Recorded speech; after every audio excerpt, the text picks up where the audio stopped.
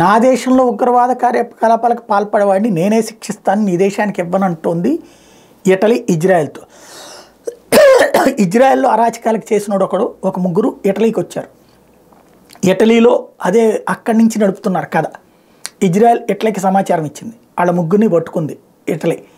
పట్టుకున్నాక ఆ ముగ్గురులో కీలకమైనటువంటి నేతను మాత్రం మాకు అప్పచెప్పని మేము చూసుకుంటామని ఇజ్రాయెల్. అబ్బెబ్బే మేము మీకు అప్పచెప్పం, మేమే వాడిని శిక్షిస్తాం అని చెప్తోంది ఇటలీ. ఇది దౌత్యపరమైనటువంటి కొత్త అంశం కిందకి మారింది.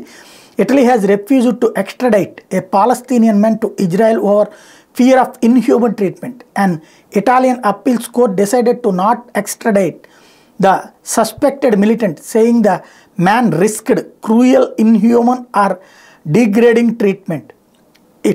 If sent to Israel, the man identified as Anan Kamal Alif Yashia was one of 3 Palestinians arrested in Italy. ఇది వాళ్ళ పేర్లలో ఈయన్ని ఇటలీలోనే అరెస్ట్ చేశారు, కానీ మీ దగ్గరికి పంపిస్తే మీరు చంపేస్తారన్నటువంటి పేరుతో ప్రస్తుతానికి అక్కడ ఉంచిన ఇటలీ కోర్టులో వాడిని శిక్షిస్తామని మాత్రం చెప్తోంది ఇటలీ ప్రభుత్వం.